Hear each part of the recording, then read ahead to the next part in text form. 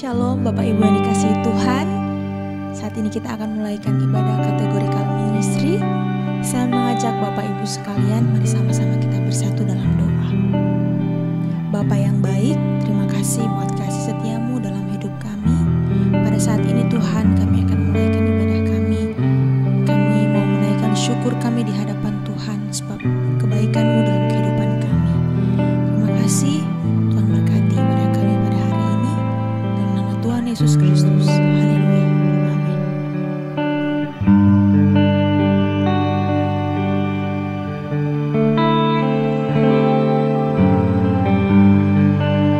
Bersyukur selalu bagi kasih-Mu di dalam hidupku.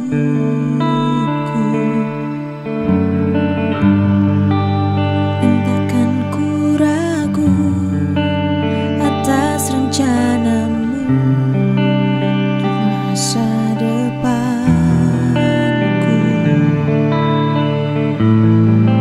Bagai Bapa yang baik, takkan pernah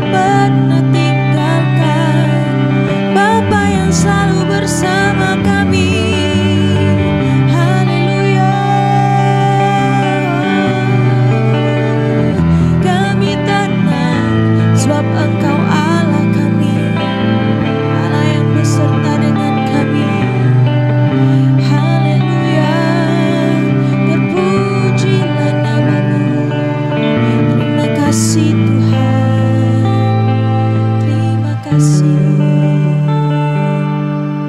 Terpujilah nama-Mu. Terima kasih Tuhan.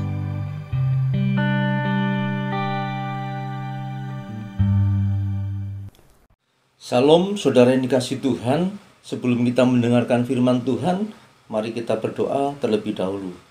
Bapa di surga, terima kasih buat kesempatan yang Kau berikan pada kami.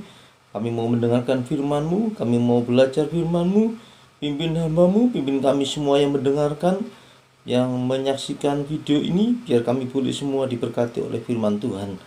Kami siap, kami sambut firman Tuhan, hanya di dalam nama Tuhan Yesus, Juru Selamat kami yang baik.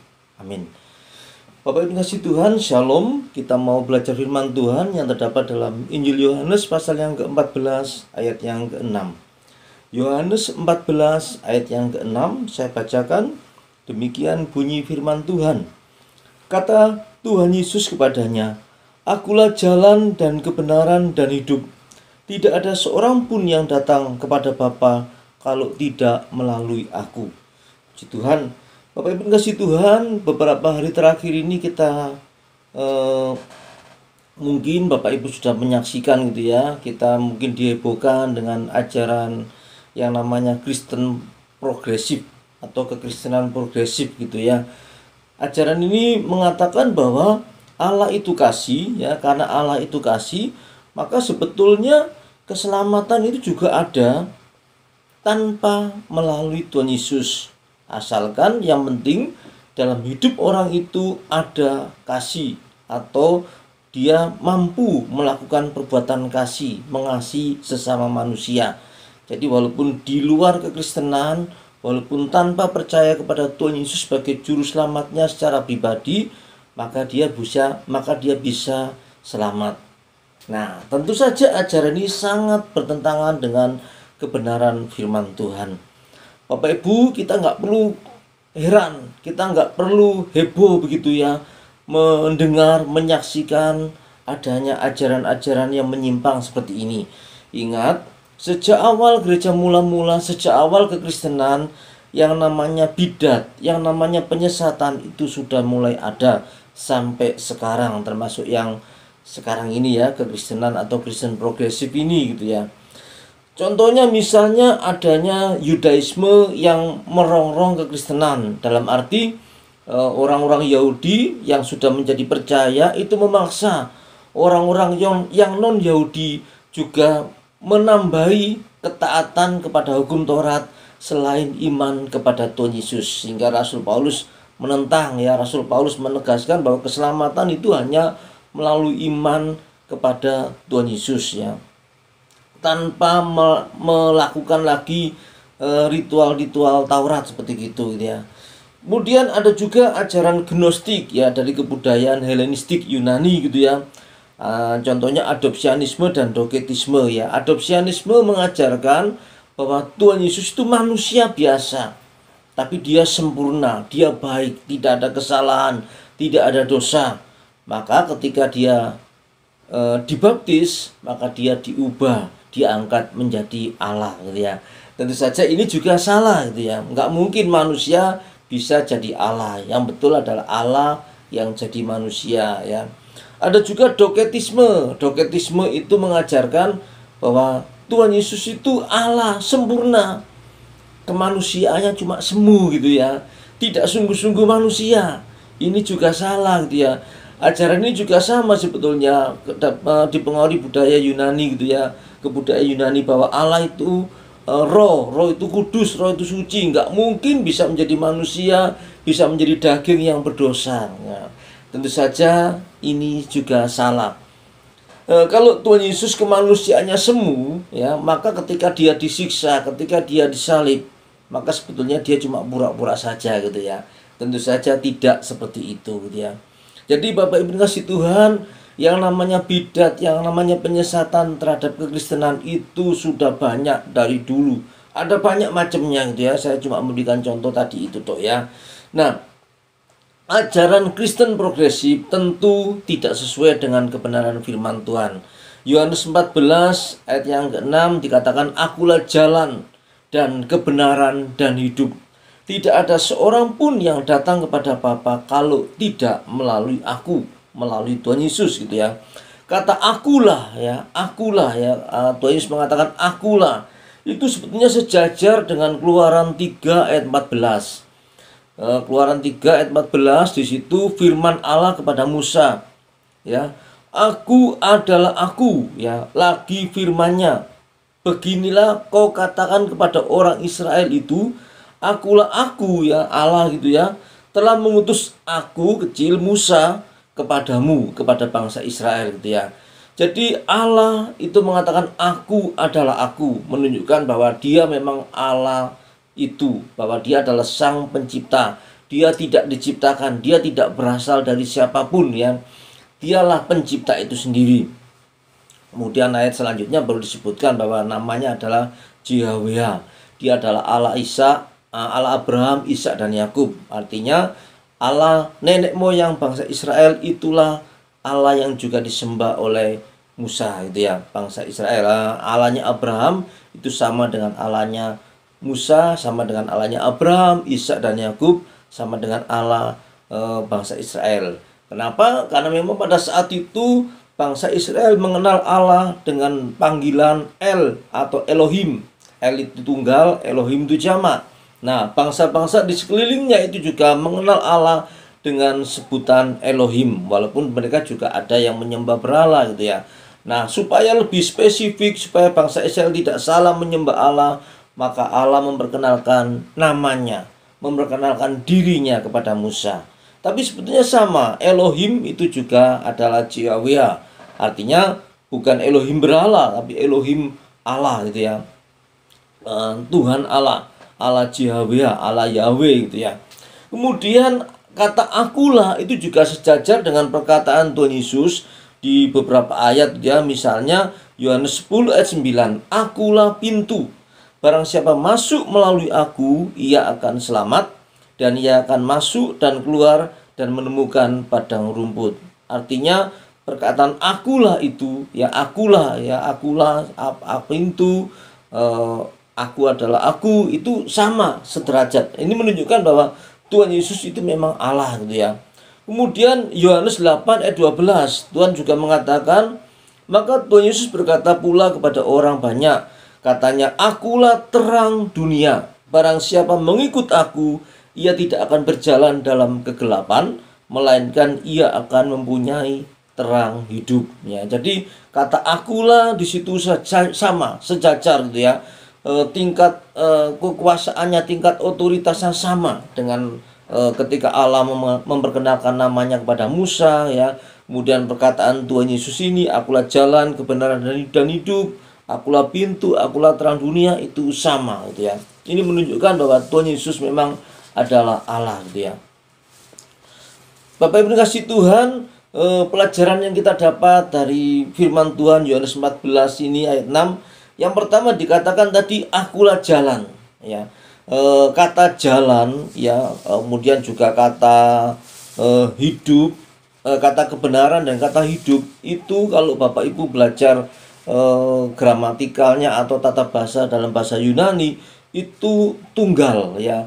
Karena setiap kata dalam bahasa Yunani itu ada jumlahnya gitu ya, apakah itu tunggal atau jamak. Nah, kata jalan, kebenaran dan hidup itu tunggal. Jadi menunjukkan bahwa Tuhan Yesus akulah satu-satunya jalan ya.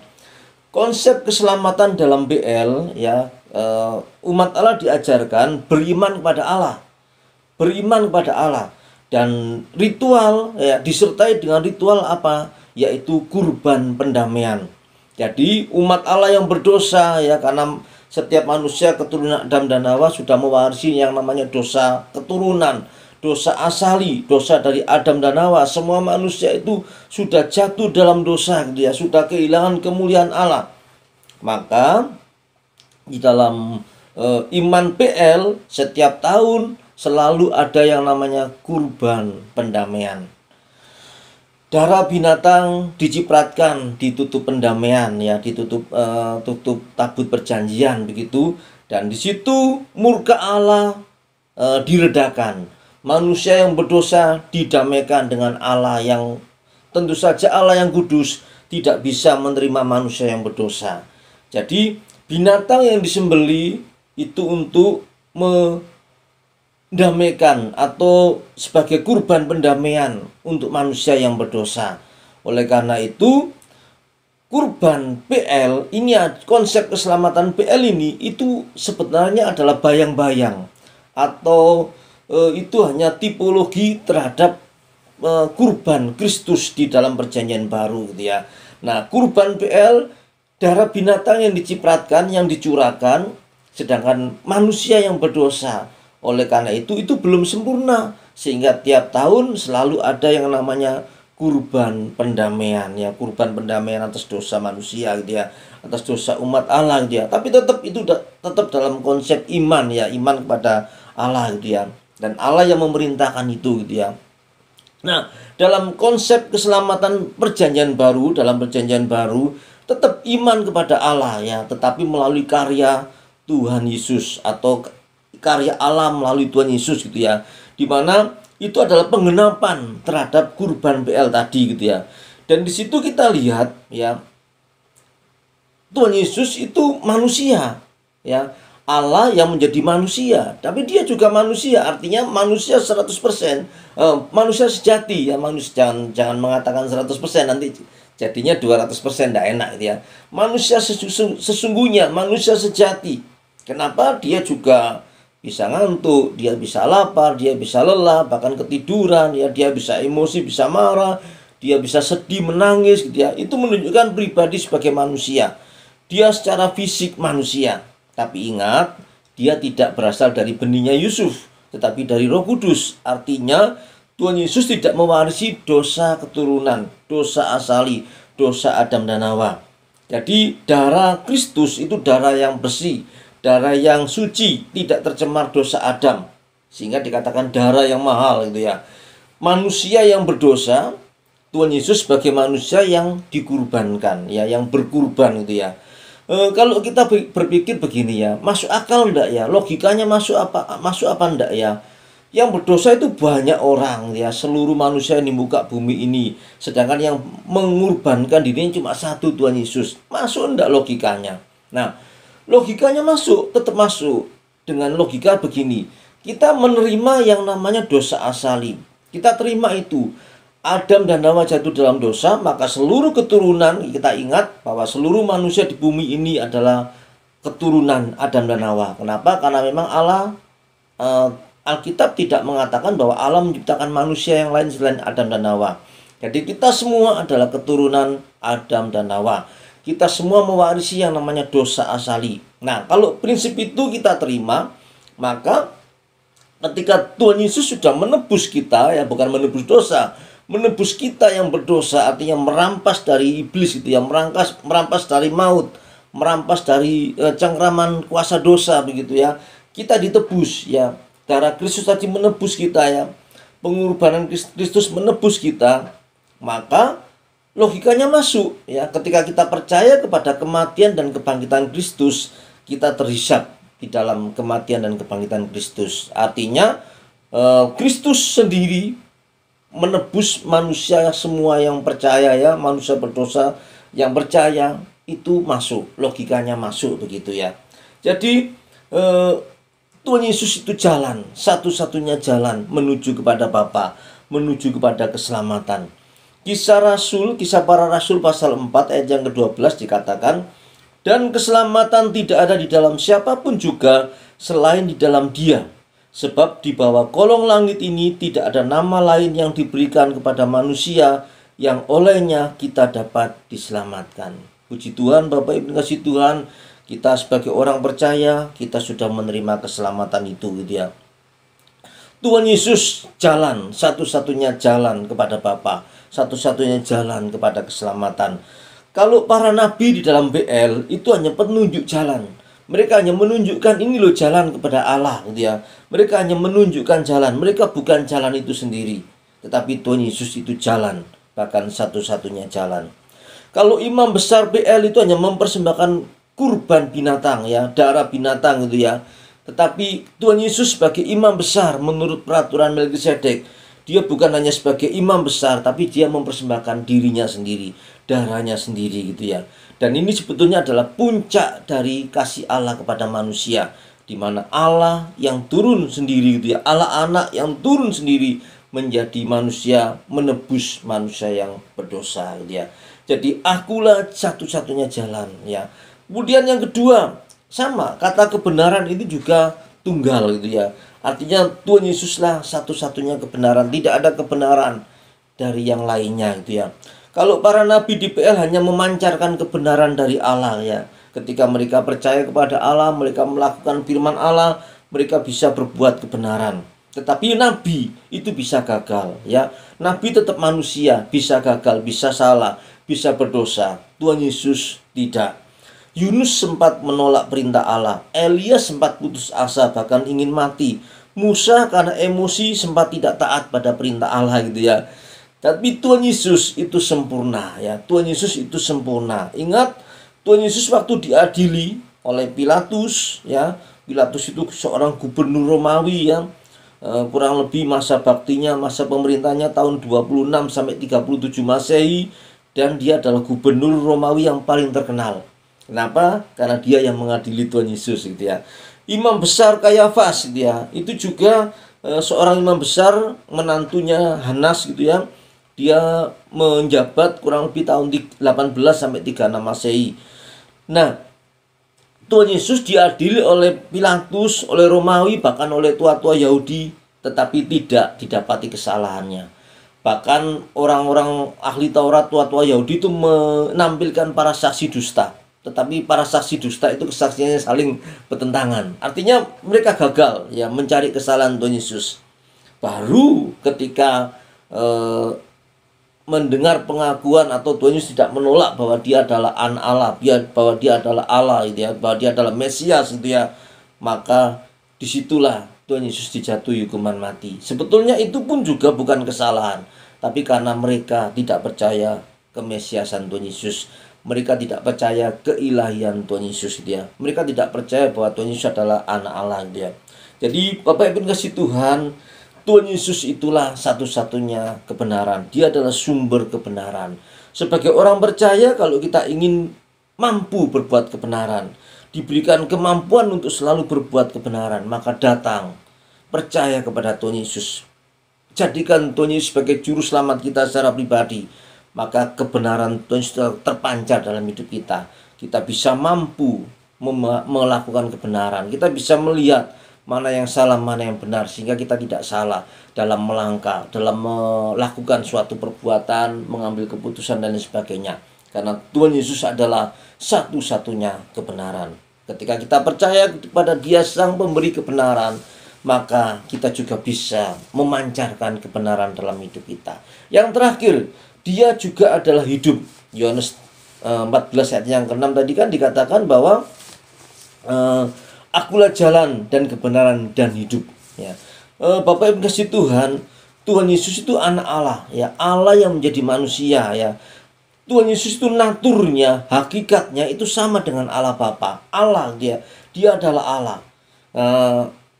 Allah dalam arti dia adalah sang pemberi kehidupan ya. Kita tahu semua kehidupan di muka bumi ini, di seluruh alam semesta ini berasal dari Allah, sang pencipta gitu ya. Dan Tuhan Yesus itu adalah Allah sendiri gitu ya.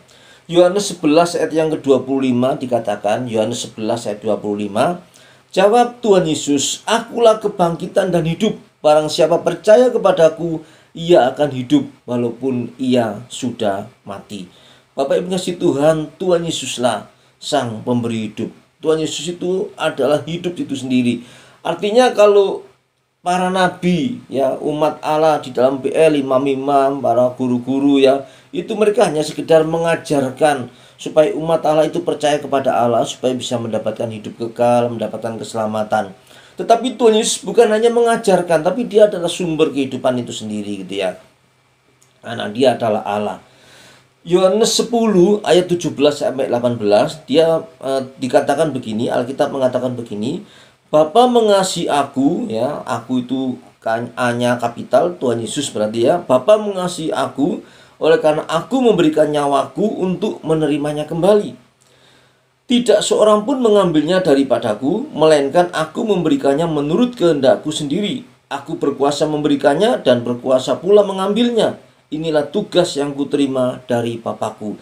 Jadi Bapak Ibu kasih Tuhan, Tuhan Yesus itu bukan korban, tetapi dia adalah kurban. Ingat, LAI sudah memperbarui Alkitab terjemahan baru yang sudah direvisi gitu ya, terjemahan baru yang sudah diperbarui gitu ya, terjemahan baru 2 lah namanya gitu ya.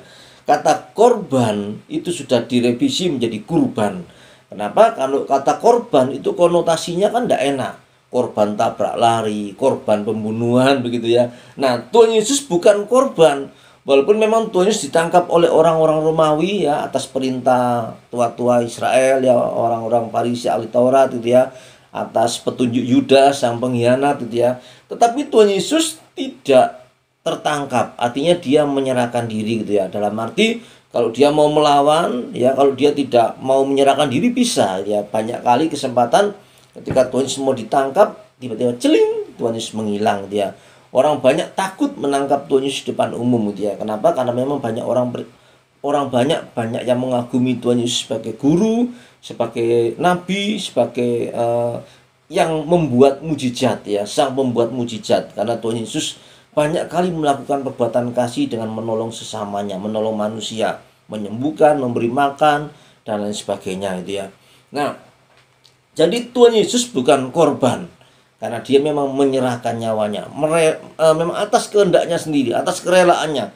Tuhan Yesus mau turun menjadi manusia untuk menjadi kurban tebusan bagi manusia yang berdosa, bagi kita yang percaya gitu ya.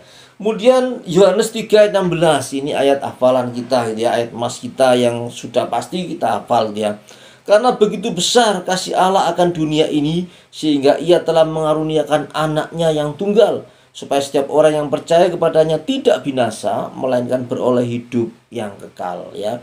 Kata anaknya yang tunggal, kata anak Allah itu sebetulnya bukan berarti anak secara biologis. Anak Allah itu pemahamannya, contohnya misalnya anak Ambon, anak Kalimantan, itu bukan berarti Pulau Ambon, Pulau Kalimantan terbelah lantas keluar bayinya, tidak. Tetapi anak Ambon, anak Kalimantan, anak Sumatera dan sebagainya itu berarti asalnya dari sana, asalnya dari Ambon, asalnya dari Kalimantan dan sebagainya.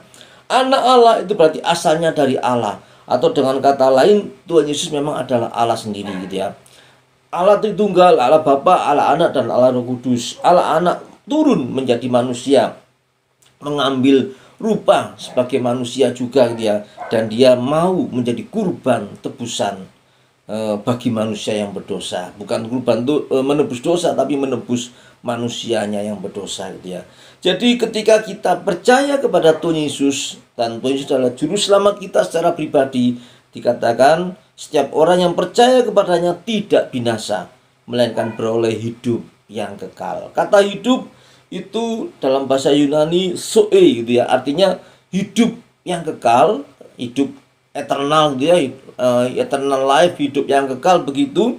Tapi juga ya hidup kekal di surga gitu ya, bukan di neraka. Kalau di neraka juga itu dikatakan mati loh ya. Di neraka itu menderita tapi kekal gitu ya. Hidup tapi menderita, kekal. Nah, hidup kekal zoe itu berarti hidup ya, bahagia, kekal di surga. Tetapi juga artinya juga hidup yang berpengharapan, hidup yang berkualitas, hidup yang punya Tuhan gitu ya, hidup yang punya juru selamat gitu ya. Jadi ketika kita percaya kepada Tuhan Yesus sebagai juru selamat kita secara pribadi, saat itu pula hidup kita berubah. Keselamatan kita itu sudah kita terima, tetapi belum final. Artinya kita masih menjalani hidup di muka bumi ini, masih banyak tantangan, masih banyak godaan dosa gitu ya. Tetapi hidup kita sudah diselamatkan. Artinya keselamatan Tuhan yang sudah Tuhan berikan itu berlaku sejak kita percaya sampai nanti ketika Tuhan datang kembali, atau ketika kita dipanggil Tuhan, ketika kita mati gitu ya. Dan hidup yang kita miliki itu hidup zoe, hidup yang dari Tuhan, hidup yang berpengharapan, hidup yang berkualitas ya. Kita menjadi orang percaya harus punya iman, hidup yang beriman, hidup karena percaya, hidup yang percaya kepada Tuhan. Artinya Masalah boleh datang ya, persoalan boleh datang, tapi ketika kita beriman, ketika kita percaya sama Tuhan, kita percaya pencobaan yang kita alami itu pencobaan yang biasa, tidak melebihi kekuatan kita. Kemudian Tuhan akan menolong kita pada waktunya. Kemudian ayat yang lain mengatakan bahwa Tuhan, ya, aku sekali-kali tidak akan meninggalkan, tidak akan membiarkan juga. Artinya penyertaan Tuhan, perlindungan Tuhan, pemeliharaan kita bagi orang percaya itu nyata, ya. Jadi Bapak Ibu, kita bersyukur, ya, firman Tuhan mengajarkan pada kita bahwa Tuhan Yesuslah satu-satunya jalan, satu-satunya kebenaran, dan satu-satunya hidup. Jadi kita tidak perlu heboh, kita tidak perlu dibimbangkan dengan ajaran-ajaran yang palsu, ajaran-ajaran yang menyimpang dari kebenaran firman Tuhan, baik itu Kristen progresif dan lain sebagainya, ya. Kita tetap percaya kebenaran firman Tuhan. Jadi kita amini, kita hidupi sesuai dengan kebenaran firman Tuhan. Tidak usah bingung, tidak usah resah dengan ajaran-ajaran yang menyimpang dari kebenaran firman Tuhan. Karena firman Tuhan itu ya dan amin. Kalau kita mau melakukannya, mau percaya, maka kita akan mendapatkan faedahnya, kita akan mendapatkan manfaatnya. Terlebih adalah keselamatan hidup kita, keselamatan kekal yang kita miliki. Amin firman Tuhan, biar menjadi berkat buat kita semua. Kita tundukkan kepala, kita berdoa. Terima kasih ya Bapa, terima kasih buat kebenaran firman-Mu. Biarlah firman-Mu boleh termeterai dalam hati kami semua. Bukan hanya kami pahami, bukan hanya kami mengerti, tapi kami terapkan, kami lakukan dalam hidup kami. Kami percaya ya Tuhan, Engkau memberikan keselamatan, memberikan hidup kekal pada kami. Biarlah kebenaran-Mu selalu menuntun kami, jalan-Mu selalu menuntun kami, sehingga kami selalu hidup di jalan Tuhan, hidup dalam kebenaran Tuhan. Terima kasih Bapa, terima kasih Tuhan Yesus. Kami alaskan doa kami hanya di dalam nama Tuhan Yesus Kristus, Juru Selamat kami yang baik. Amin. Tuhan memberkati.